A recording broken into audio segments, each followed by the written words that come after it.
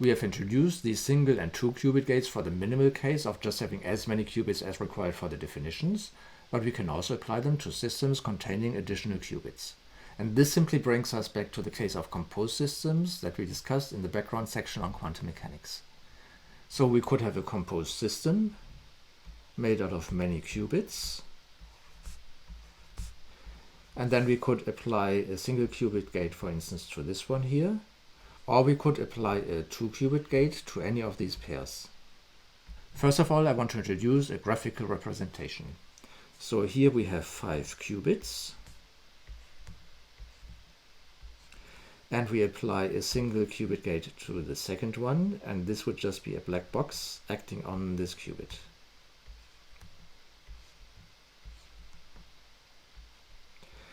And depending on which single qubit gate this would be some kind of unitary operator acting here. We just put the corresponding symbol into the box.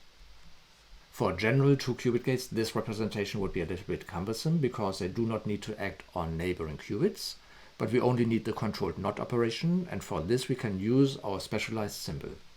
So consider, for instance, the case that this is a controlled NOT operation, where the third qubit is the control qubit and the fifth one is the target qubit.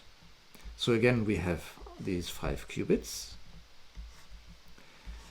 and the control qubit we indicate by this dot here, and then we connect it, jumping over the 4th qubit with the 5th qubit, where we introduce the symbol as before.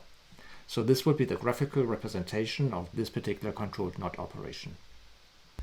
Mathematically, this translates into very simple block forms, which we already encountered when we discussed general composed systems. For a reminder and illustration, let us just consider the case of 2 qubits, with the Hadamard gate either acting on the first or the second one. So these should now correspond to 4x4 matrices, and these we can reconstruct in the following way. So for 2 qubits we have 4 basis states, these ones here, and then we can consider to apply a Hadamard gate, but only acting on the first qubit. So in order to specify this, I'm going to attach an index, here just the index 1, and that tells us that this Hadamard gate is acting on the first qubit. So for this we are first going to write the initial state as a product of 2 states, and then say that this simply corresponds to applying the Hadamard gate to the first qubit, but this transforms it into this state, this superposition here, and then we can multiply everything out again, which gives us the following final result.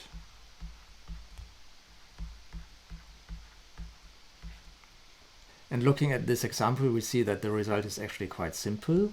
The intermediate steps are really just for illustration, because what we really have done is just to change this first qubit into this superposition with this amplitude in front of here, while keeping the second qubit untouched. And the same indeed also applies in all the other cases, so we can really just write down the final expression immediately. Only that here the second qubit is always already in the state 1. And here we have again the situation where the second qubit is always in the state 0. But here we now have a minus sign, because this Hadamard gate is acting on the first qubit in the state 1. And down here we now finally have just a very similar expression, but with the second qubit in the state 1. So this is the action of this Hadamard gate acting on the first of 2 qubits in the computational basis, but this is all that we need in order to figure out the corresponding matrix. In general, this Hadamard gate would act on a superposition with coefficients alpha, beta, gamma, and delta in front of the computational basis states. But because we already know what the Hadamard gate is then doing to these computational basis states, we already know what this does because we can simply multiply everything out. And then we can reinterpret the result as a matrix multiplication by the corresponding vector of components. Now the result that we then get has a very specific form, namely this one here.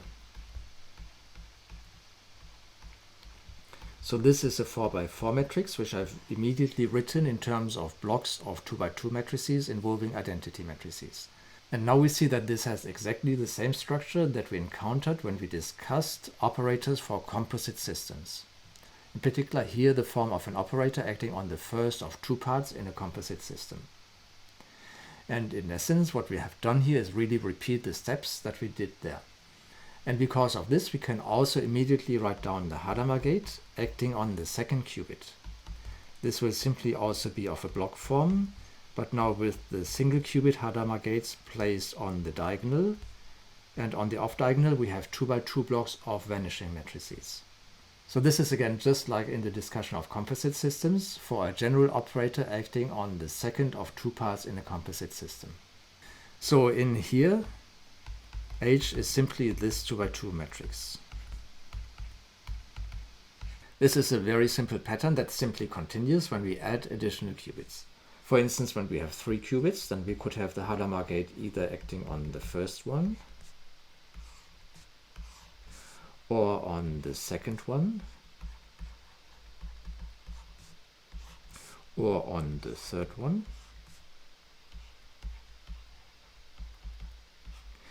And this would now be represented by an 8x8 matrix of the following block form.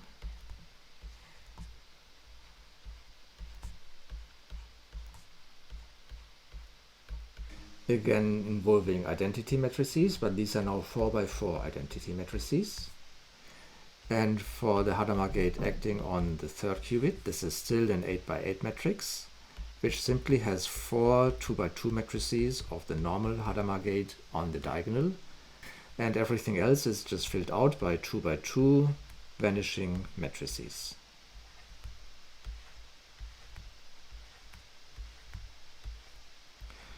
And for the case in the middle, where we have the Hadamard gate acting on the second qubit, we have the following structure. Now written again in terms of 2x2 identity matrices.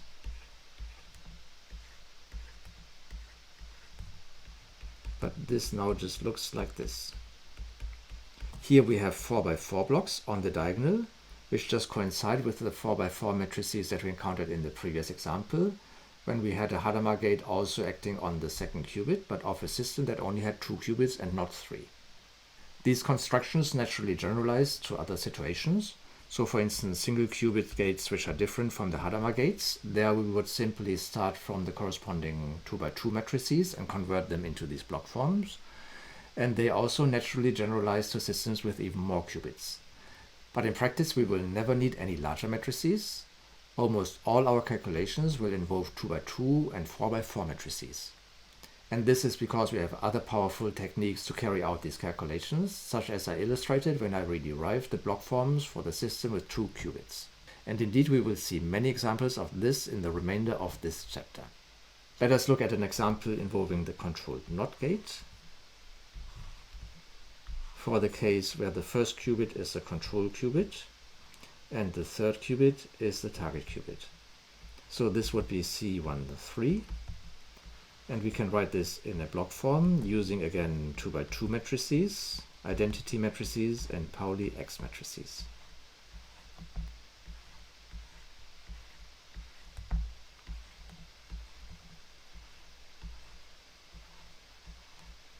As I mentioned, this is the only 2-qubit gate that we really need.